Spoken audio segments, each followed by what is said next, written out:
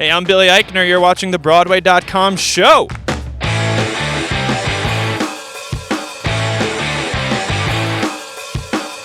Welcome to the Broadway.com show, your weekly dose of the best Broadway news, or as we like to think of it, fantastic buzz and where to find it. Let's get started with the news. What's the buzz, Beth?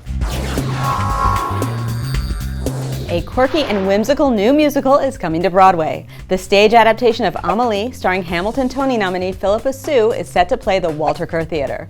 Directed by Pam McKinnon and based on the 2001 French film of the same name, Amelie features music by Daniel Massé, lyrics by Nathan Tyson and Massé, and a book by Craig Lucas. The musical follows the journey of an inquisitive and shy woman who turns the streets of Paris into a world of her own imagining, while secretly orchestrating moments of joy for those around her.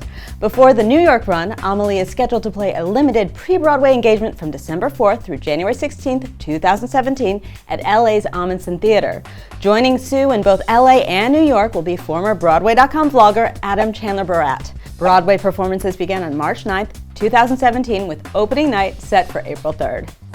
We didn't need Nostradamus to predict that the Something Rotten tour cast would be brilliant, but the official news is still blowing our minds. Broadway stars Rob McClure, Adam Pascal, and Josh Grizzetti will reprise their roles in the musical comedy when it hits the road early next year, with McClure playing the role of Nick Bottom, Pascal as Shakespeare, and Grizzetti as Nigel Bottom. The three stars even filmed an exclusive video with Broadway.com to announce the news, which you can and should watch on the site immediately following this episode.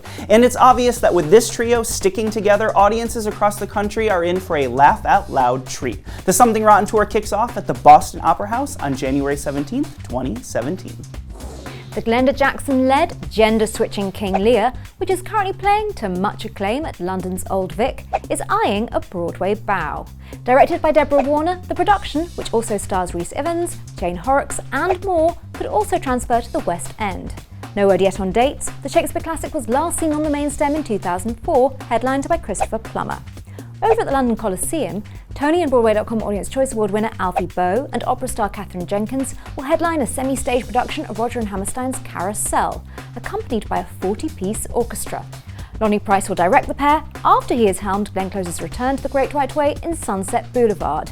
That revival also started at the Coliseum in a similar fashion. We'll keep you posted about both shows. Two hot new musicals have just landed big-time Tony-winning directors. First up is a new gig for Book of Mormon Tony winner Casey Nicholaw, who is also the man behind the hits Aladdin, Something Rotten, and the brand new Dreamgirls in London. The hitmaker has signed on to direct an April 2017 developmental lab of Mean Girls, the musical version of the Hollywood comedy smash, written by Tina Fey, Jeff Bridgman, and Nell Benjamin, which is expected to premiere in Washington, D.C. later in the year. Sondheim fan? So is Joe Mantello, the two-time Tony-winning director who previously took home a trophy for bringing Assassins to Studio 54. As he prepares to return to the Broadway boards as an actor in The Glass Menagerie in March, he'll also be directing a workshop of Buñuel, the new musical by Stephen Sondheim and David Ives, based on the work of surrealist filmmaker Luis Buñuel. Cheers to both new shows for getting one step closer to us hungry theater fans. It looks like everyone is going to have to see the off-Broadway revival of Sweeney Todd twice. Original London stars Siobhan McCarthy and Jeremy Seacombe will begin performances in the dark Sondheim musical at the Barrow Street Theatre on Valentine's Day.